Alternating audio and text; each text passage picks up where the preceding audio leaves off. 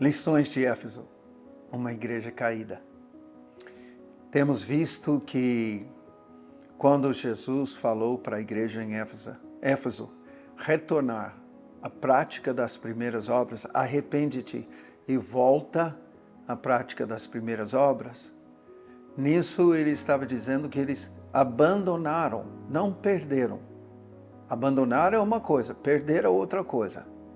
Abandonaram o primeiro amor é porque eles deixaram de praticar as primeiras obras. A gente foi para Atos 19 e vimos o que Paulo fez. Aí nós voltamos às primeiras obras de Jesus, a missão do Messias.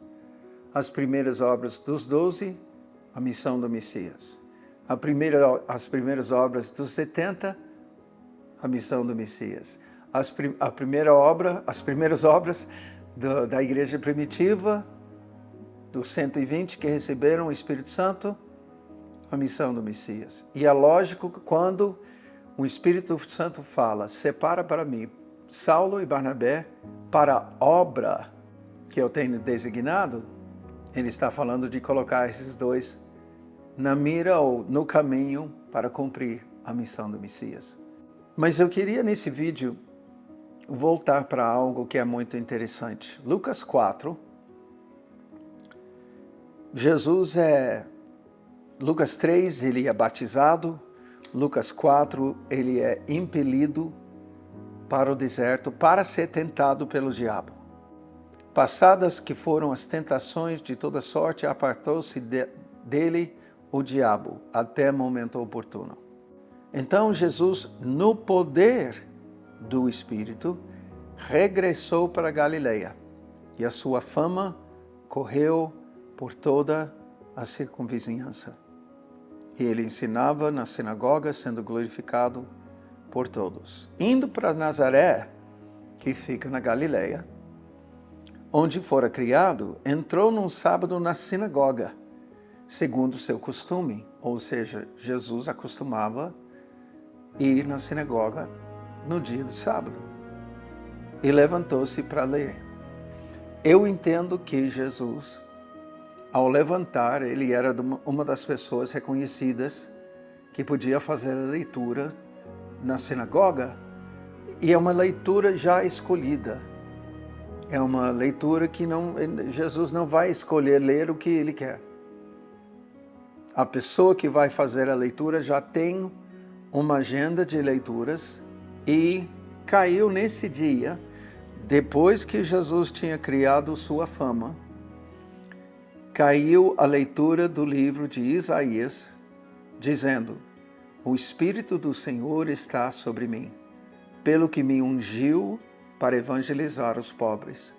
Enviou-me para proclamar libertação aos cativos e restauração da vista aos cegos, para pôr em liberdade os oprimidos e apregoar o ano aceitável do Senhor. Tendo fechado o livro, devolveu-o ao assistente e sentou-se. E todos na sinagoga tinham os olhos fitos nele. Então passou Jesus a dizer-lhes: hoje se cumpriu a escritura que acabais de ouvir.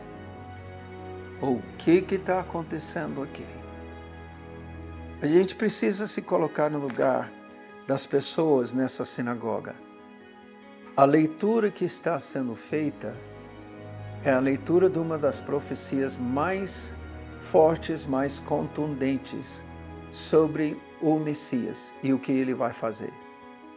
Muitos estavam interpretando essa palavra como a vinda do Messias, que quando ele viesse, ele ia libertar Israel dos seus opressores, Roma.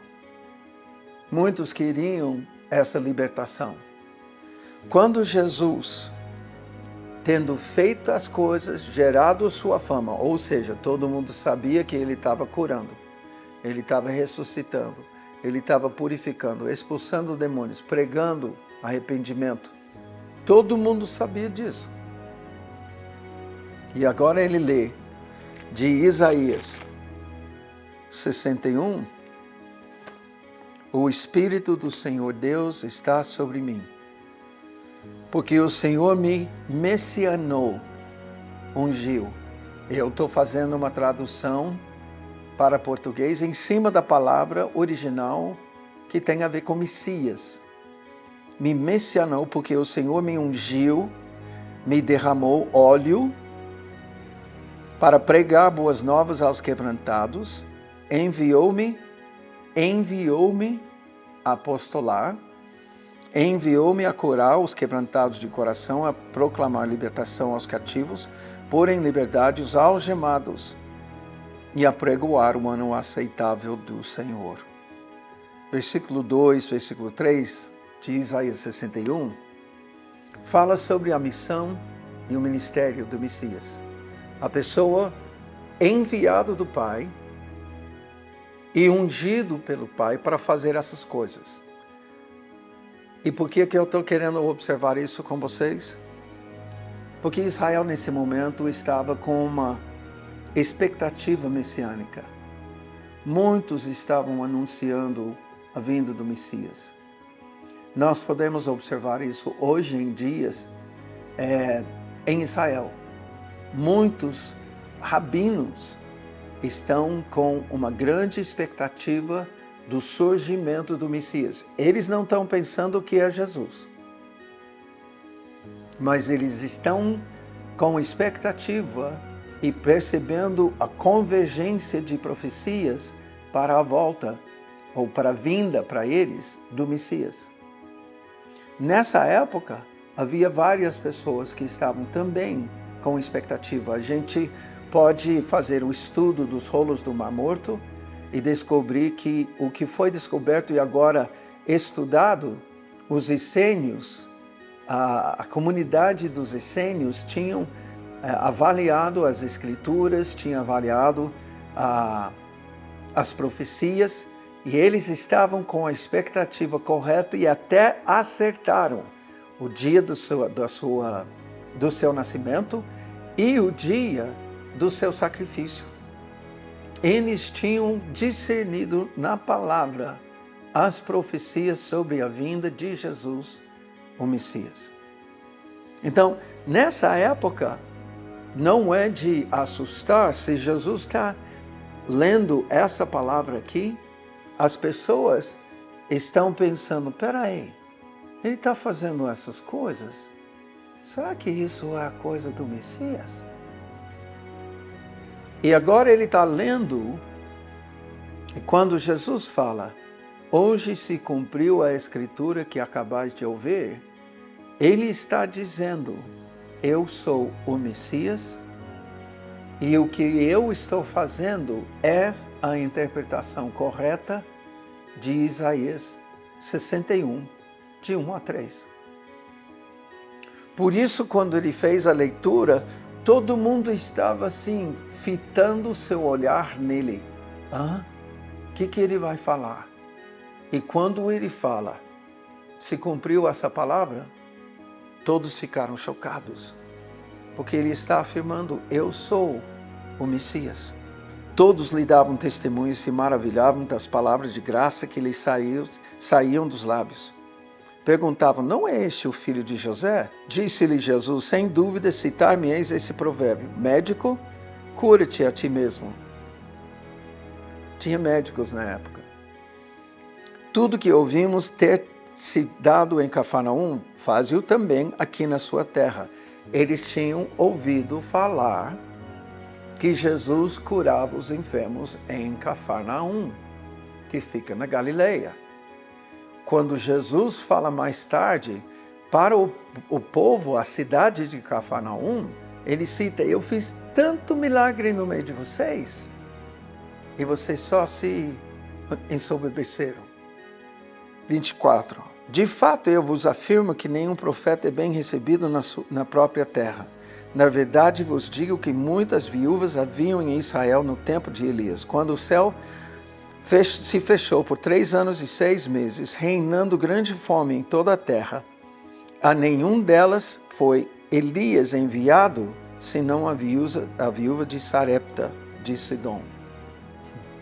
Sarepta de Sidom não é Israel. E é por isso que as pessoas, quando ele fala, havia também muitos leprosos em Israel nos dias do profeta Eliseu, e nenhum deles foi purificado, senão Naamã, o sírio. Todos na sinagoga, ouvindo essas coisas, se encheram de ira. Por quê? Jesus está dizendo, o Pai me enviou para vocês, eu sou o Messias, mas vocês não me recebem. Aqui estou na minha cidade e, como é dito, o profeta não é aceito, não é reconhecido na sua cidade. Eu estou aqui no meio de vocês e vocês estão querendo me colocar à prova. Mas olha, nos dias de Elias, tinha uma viúva, tinha muitas viúvas aqui. E Deus não enviou Elias para as viúvas de Israel, e sim a de Sidom, que é a cidade de Baal. Tinha muitos leprosos nos dias do profeta em Israel. Nenhum foi purificado, senão Naamã, o sírio, pagão. Ou seja, vocês não querem receber o que Deus quer mandar para vocês através do profeta, através da pessoa que ele te envia. E com isso você perde. Aí eles ficaram com mais raiva, levantando-se, expulsaram-no da cidade e o levaram até o cimo do monte sobre o qual estava edificado, para de lá o precipitarem abaixo. Jesus, porém, passando por entre eles, retirou-se. Por que eu estou citando essa passagem? Acima de tudo, eu estou querendo afirmar que Jesus mesmo sabe para que ele foi enviado do Pai. A missão que ele executa, a missão que ele vive e que ele estabelece como padrão, ele recebeu do Pai. O Espírito do Senhor estava sobre ele para fazer isso. O Espírito do Senhor o ungiu. Agora nós podemos falar da unção em dois termos. Primeiro, reconhecimento e autoridade para cumprir uma missão. Os reis eram ungidos. É o momento em que o profeta reconhece, esse foi escolhido para tal cargo, para exercer essa função. Mas além disso, é a capacitação que vem do Senhor.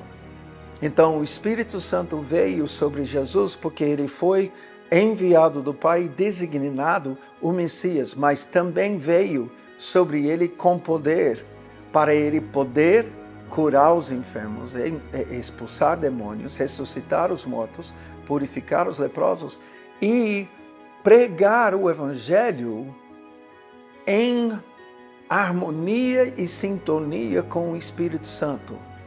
Porque enquanto Jesus pregava como homem, o Espírito Santo, na qualidade de Espírito de graça e súplicas, Espírito do temor do Senhor, operava quebrantando o coração daqueles que estavam ouvindo a mensagem. Arrependei-vos, pois é chegado o reino dos céus. Então, as obras de Jesus que ele executa, na verdade, são as obras do Pai, porque Jesus foi enviado, se tornou um ser humano para efetuar no meio da humanidade essas obras. Curar, ressuscitar, purificar, expulsar os demônios, pregar arrependimento, pois é chegado o reino dos céus.